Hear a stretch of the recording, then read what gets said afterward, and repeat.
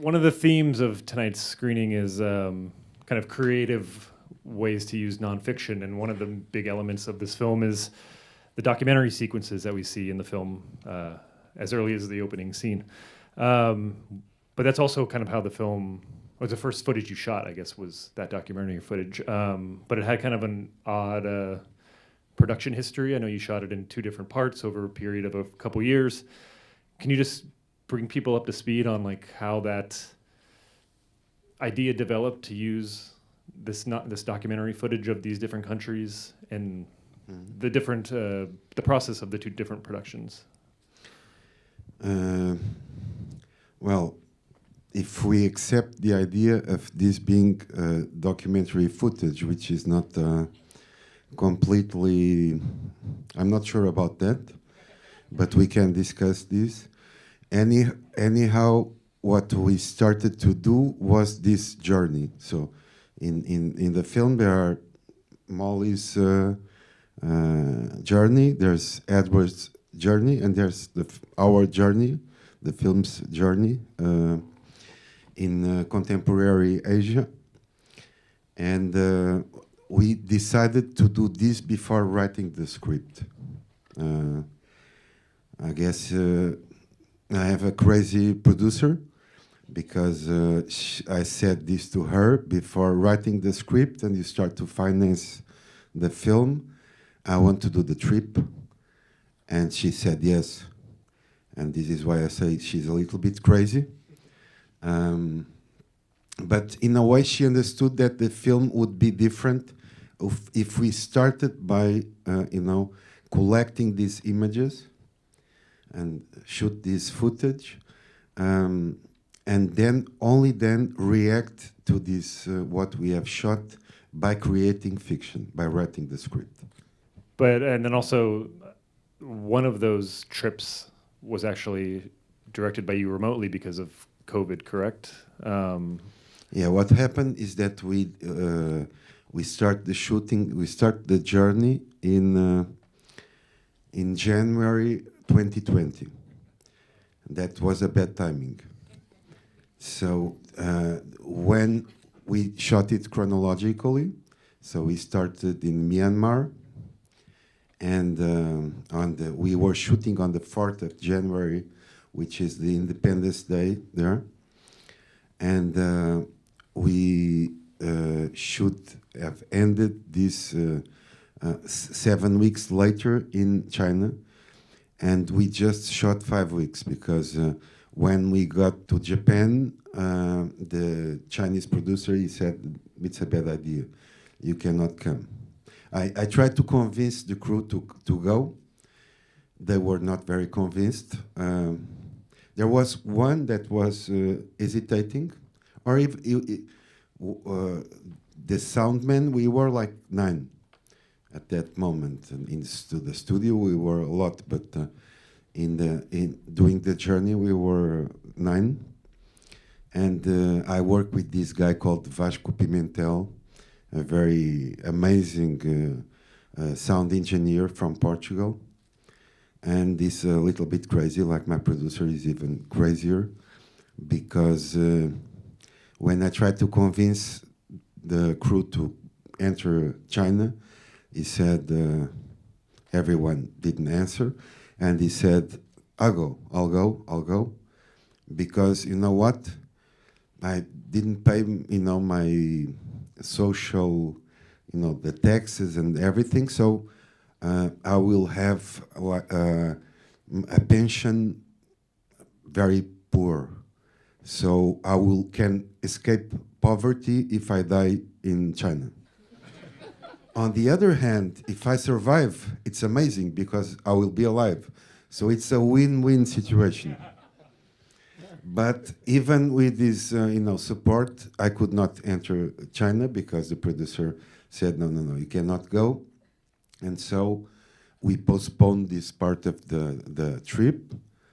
And we were thinking at that moment, okay, we'll get back here like in 2 months. And no, we were wrong, of course. And so we waited and we waited. So 2 years after this, I made the film in the middle, the Tsuguwa Diaries. Diaries, yeah. And after 2 years waiting, they asked me, okay, you cannot come with the crew. Still, maybe yourself, you can come. You'll have to do quarantine for 3 weeks. And I said, can I smoke? And they said, no. I said, okay, there's sacrifices I want to for cinema. And so I said, okay, so I have a new idea. We'll do a remote shooting. So you'll have a Chinese crew during daytime. They will do 3,000 kilometers along the Yangtze River. And I'll be with 2 or 3 people in Lisbon, where I live, in an Airbnb house during nighttime with monitors. And I'll need live feed from the camera, the monitor of the camera, from the the cell phone of the assistant director to see the space around. And I'll try to direct the film this way. And I was completely sure that this would not work, but I was trying, and it worked. I mean, I was able to direct the film like this, which was very strange to me, but it happened like this. And then after 1 year after shooting this part in China, we went to studio in Lisbon and in Rome, and we shot the rest of the film in studio. And that part of the film, the fictional elements are actually based on like a passage from a book, but that passage is really not related to like what the book is about, which is like a travel book, right? Mm-hmm. Can you tell us how you just came across this book? It doesn't seem like something you might normally just go ahead and read for fun, but yeah. Besides making films, I also have a life. And so that means that sometimes I get to read. And I really love to read books about traveling. And there was this Somerset Maugham book called A Gentleman in the Parlor about his travelings in Southeast Asia. He did in the 20s or the 30s. And so I was reading this book by chance, and there are these 2 pages where he says, I met this guy in Burma, a British guy, and he was engaged to this woman that was living in London. And then she came to get married, and the guy said to me, he panicked and he took a boat to Singapore, and it's like you see in the film. When he got to the hotel in Singapore, he had already a telegram from her, and they continued to do this. And in the book, it's different because she gets him in China, in Chengdu, and they marry, and they are very happy married to each other. And at that moment, I was about to get married myself, though I didn't run away. And my wife didn't run away too, which is even more surprisingly. But I told Maureen, my wife, this story before we got married, and we left with this. I never thought that this would be a film. But in a way, I don't know when is a decision to make a film. I guess you collect things in your life, and there's a moment, some of these things stay with you. And then you understand that maybe I have a film to do. And Maureen, your wife, is one of the co-writers on the film, and you co-directed your previous film with her. I'm interested in the writing process because you have, 3 co-writers on this film, and you often work with combinations of these same co-writers. I'm just curious how that process is like developed over the years. Maybe what each of them bring something different to your process. Is someone like better at certain elements of the writing process, or I'm just curious what that's like. Yeah, I think it's different in every film. I guess in the beginning, uh, what I needed was someone to say no to me. So this means I guess in the beginning I was dictating the script to them, and after that they would say that's bullshit. And I was asking why it's no good, and they would explain to me, and I would restart. But with time, things got different, and in every film is different. It's not only writing what we do. One of the people that works with me, we are four. It's three, and so one of them is also the editor.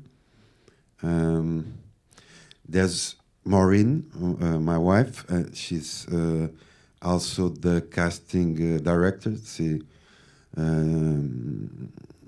chooses everyone's, even every extra. We don't do this cattle thing that industry cinema do, which is send trucks with the cattle. So we pick everyone. She's very obsessive. She's not Molly, but she's a little bit obsessive with all the details. And there's one which is only a screenwriter. And in this case, we also we write. We make the research for what we have to shoot. We had to shot in Asia. We edit and we write the voiceover during editing. So it's half writing, half everyone editing, until I say, okay, that's enough. Go out and come back tomorrow, because sometimes it's a little bit crowded in the editing room. And so we create the film. We work on the film in more ways than just like the traditional idea of writing a script. Rewatching the film today, I maybe didn't realize or didn't register until I rewatched it. The movie deals with dreams a little bit. I mean, one of the first things in the film talks about one of the male characters' dreams of his wife, and then the transition between the two parts also has the character sleeping. I'm just curious if there is how you feel like dreams maybe play into the film or into your filmmaking at all, or is that just how that motif developed, I guess? I don't remember dreams, so my dreams are cinema. I don't. It's very rare to remember dreams. But I guess that that cinema, for me, cinema is not like. I think cinema makes sometimes many films makes too much of an effort, to convince us that we are watching real life, which I think it's a kind of stupid, because we are not, and we know we are not. So one thing is life, one thing is cinema, and and cinema maybe can look a little bit more like a dream than life. But it's very important that cinema, even if it's not, I want it to look like cinema and not like life, that it helps us to connect with life, and not just be like a Marvel film that lives inside a bubble and doesn't connect with anything except itself.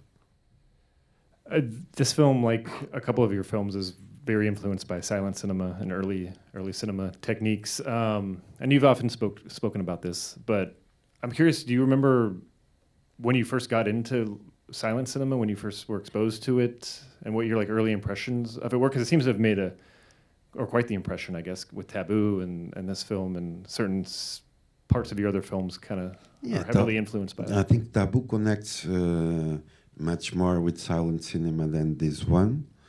In this case, we thought about screwball comedies. Though in this film, Cary Grant and Catherine Hepburn never meet, but it was the kind of characters that this even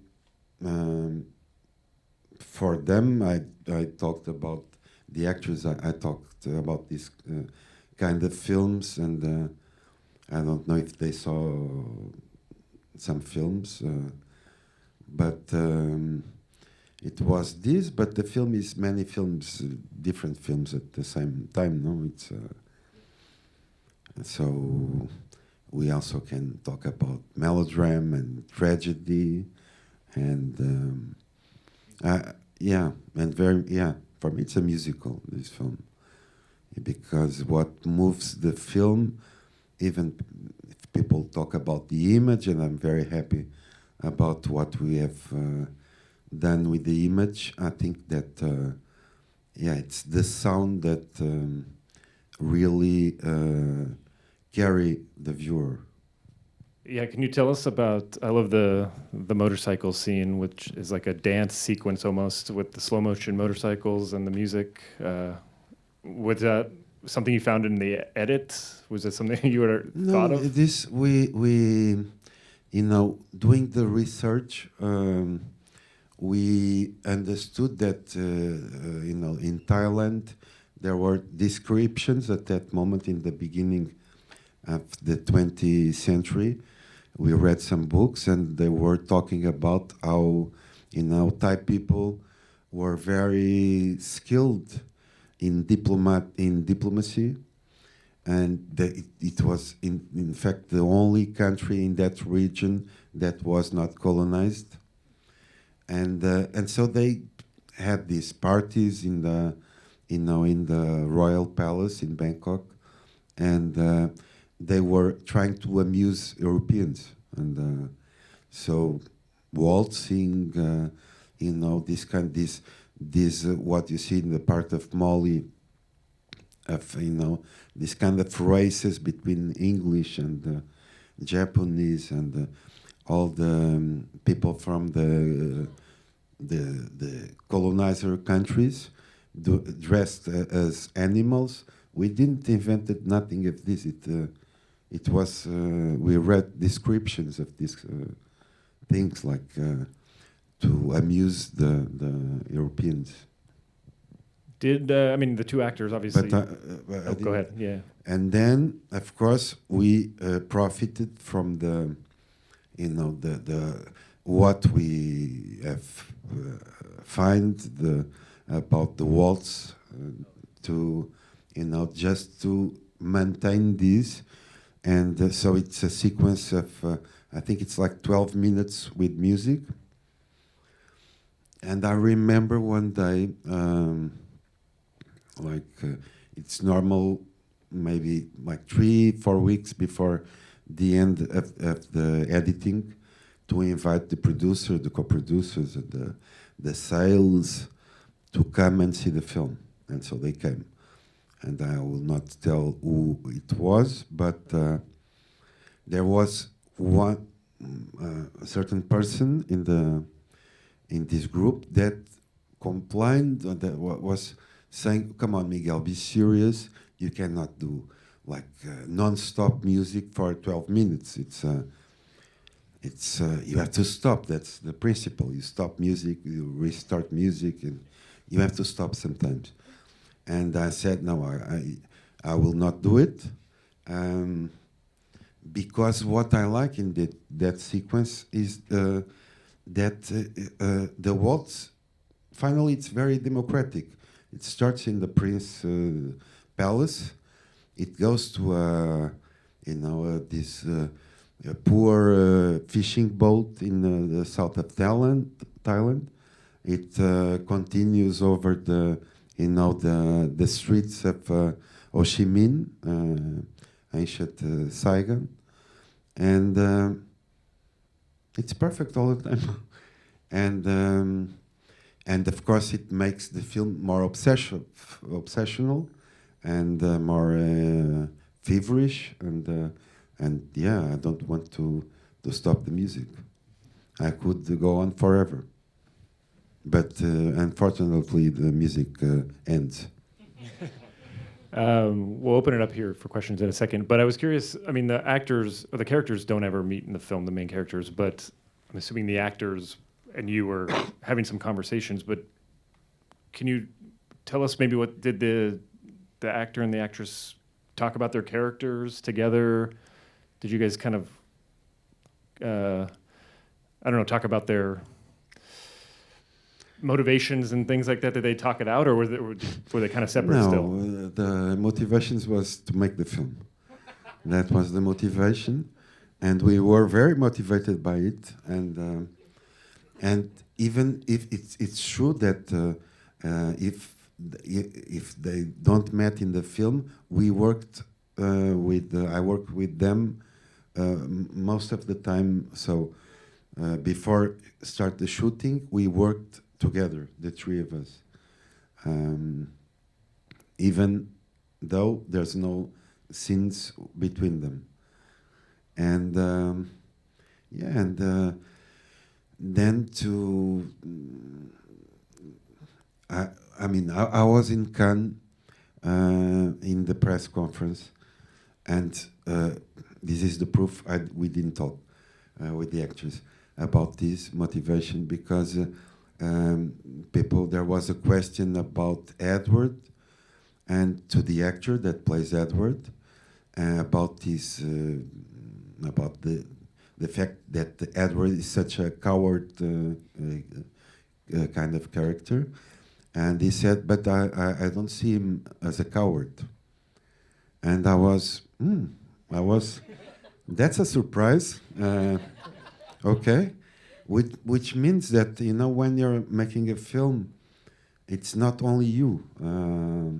I wrote this with the other three persons, and but then the actress claims that his character is not coward, and I accept this. I don't understand it very well, but okay, I can start to look it in a new way. So while we were working, we talk about very practical things, and I think you know, like 50% or even more of the job is doing the casting, and then you just there's like 4 buttons you can push, and then they do the rest. The more complicated buttons is up to them. My buttons is talk louder, lower, faster, or not so fast. Molly's laugh. Did Krista come up with that, or like did she come up with the actual laugh, or did you go through a number of ideas for this? No, that was the first day of work with Krista, the actress, was try to come up with this kind of laugh that would stop people, you know, close to her and to look to her. So she was supposed to have a laugh like this. So in a way, a little bit punk and a little bit naive, but a kind of antisocial laugh. And so in the first day, we just tried different kinds of laughs. It was a very tiring day, and yeah, Krista came up with that one, and I bought it. We can do some questions if anyone has questions for Miguel. Hello, Director Miguel. Thank you for bringing this like magical film to us, sort of like dark fiction genre. And I noticed like there are several stage performers. Like, shadow play, elephant play, puppet play, and there's like one sequence basically is a peacock dance and use a long shot basically marry the fiction part and the realities. And I was curious, is this sort of like music performance are mentioned in the book you just mentioned, the travel book, or is basically that sort of programs the producers set up during your journey travel in Asia? No, I mean, the book was like an anecdote, so a joke about men and women, and it has this itinerary. So we picked up the situation, the two characters, the situation between them, and the itinerary they do in the film, and the rest it didn't exist. So we have to make it up. The puppet shows it started when we start to do the research about every country, and we understood our criteria to decide what to shoot was things that for us look amazing, you know, because nowadays you have the sensation, you know, that it's not like traveling 100 years ago, because nowadays everything looks completely discovered, and there's billions of selfies and in Google Maps in every corner of the world. And so how to try to regain this ability that traveling, go to, you know, distant places and to be confronted with the things that you're not used to see could impress us. Like cinema. Well, it's the same thing with cinema. Now we have seen too many films. It's more difficult to be like innocent, or it's more difficult that cinema can give us this kind of, you know, amazement of, which I think it's really important to sometimes to feel like a child listening to a story for the first time and be really, you know, amazed by it. And so during this research, we come across to this. The first one, I think it was the Myanmar puppet show that you see in the beginning. It's very sophisticated, this kind of puppet show they have there. It has much more strings than any puppets we know.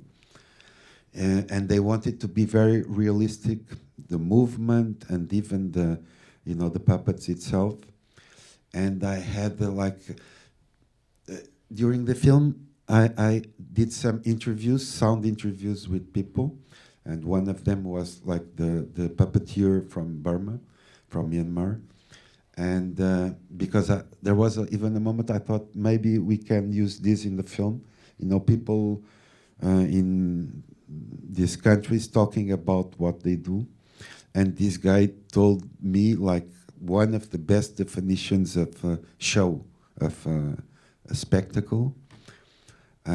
He said, okay, in Burma, we have we try to have very realistic puppets because people are shy. So as people are shy, they don't want to see, you know, these stories of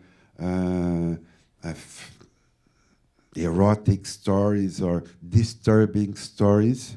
They need filters. So this is puppets. Puppets are there, and they have to move and to look a little bit like people because of this, because people are shy. So we need to represent life, because it's much easier for the people to relate with it through puppets and not with real people.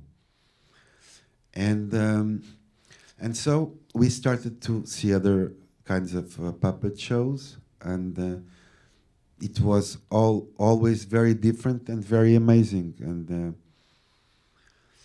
And I guess, I mean, cinema comes from there.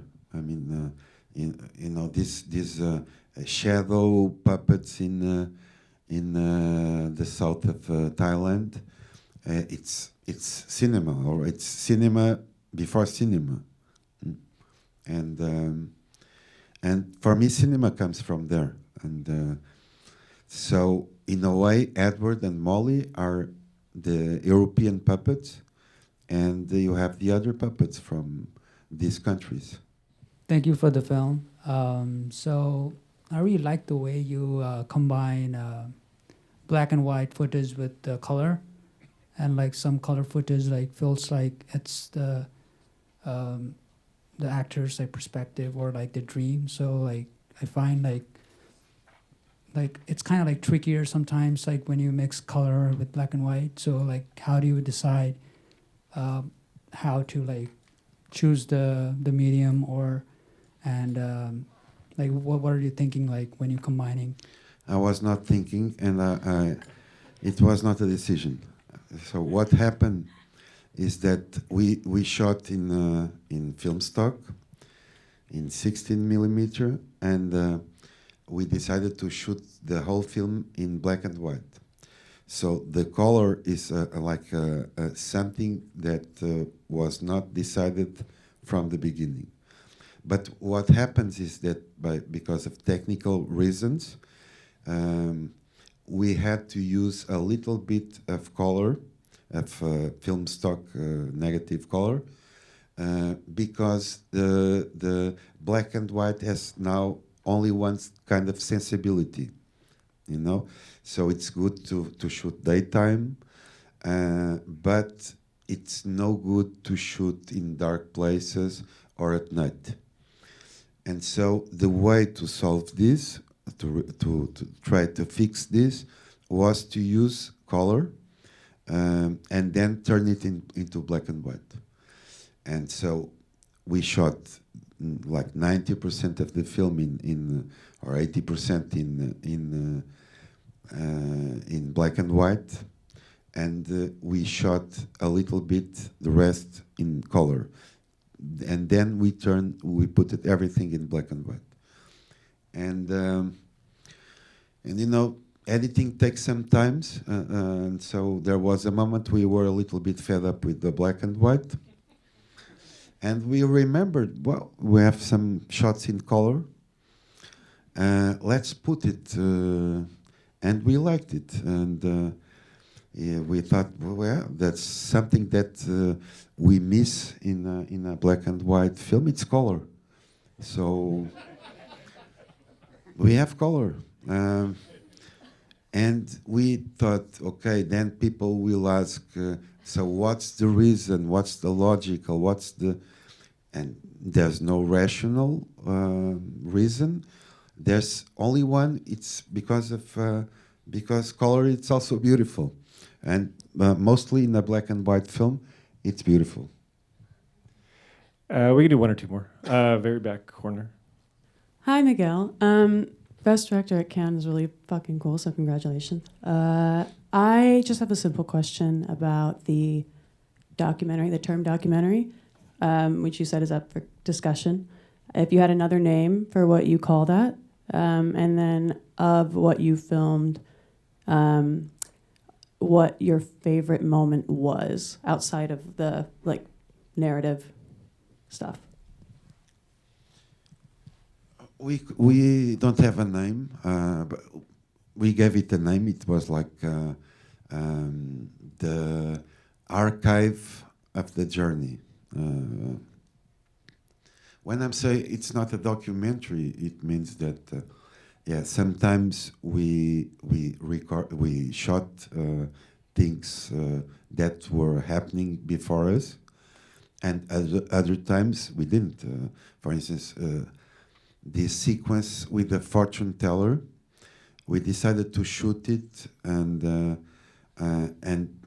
hoping that it could be, I could say, who wrote this script was me, the other three persons and the fortune teller, because we were filming her, and we were trying to get the things that she was about to say to become part of the script. So who was before this, the fortune teller, for instance, was Maureen, my wife, and but it was not she, because it was like because she gave wrong information. We had to come up with the birth date of Molly and other kind of things like this. So it was not, and the fortune teller was quite good, because in the beginning she said, "Are you sure you're not married? There's something wrong." And she was getting suspicious. And then she said, for instance, "Okay, you have two men. You have two men." I said, "What?" But okay, it's maybe one is from Maureen. It's supposedly me, and another for Molly. I don't know. But she said, "You have two men. One is rich. Everything. You have a little soul that protects you." Things like this. And in a way, it was like guidelines for us. And so we were, at that moment, we are shooting. It's not a documentary. We were documenting a fortune teller in standing in front of a fictional, half real, half fictional person, and giving us guidelines for the script that was not written at that moment. So things like this. And I could talk about many situations in the film. Yeah, it's a mix of reality, but you also were right when you were talking. It's not only the puppet. It's you have lots of performances. I mean, karaoke, singers.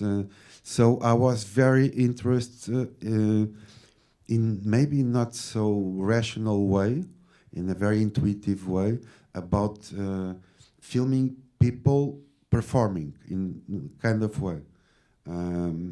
Like in the studio, the actors perform, and they were performing in another way. And what was the second part of your question? What was your favorite moment that you captured in the real life? I was really happy one day. I mean, but I could give you different answers in different days. Today, I would say there is this scene of this guy when Molly goes away and decides to find Edward in China after the fortune teller sequence. You cut to the scene of this guy singing to the river. He's in the Mekong River and he's singing. And so this guy was a driver in Vietnam, and he was always whistling. And I said to him, he was not a driver with car, he was with the moto, the bike. And he was carrying me all the time and whistling. And I said, "What are you whistling? You're whistling always the same melody." And he said, "Yeah, it's a song that I like. I also like to sing it." And I said, "Yeah, do you want to sing it in the film? You can sing it to the river." And I was really happy by that day filming him. But I guess if I think a little bit better, I'll also this sequence with this guy singing "My Way." So what we did in Philippines was we put it these guys in a jeepney, which is this kind of adaptation of a jeep, and we equipped the jeepney with a karaoke sound system, and we invited people to go there into the car and sing while we were driving through Manila. And we picked what we considered to be the best one, and we shot him at night, and we asked him to sing My Way. Why My Way?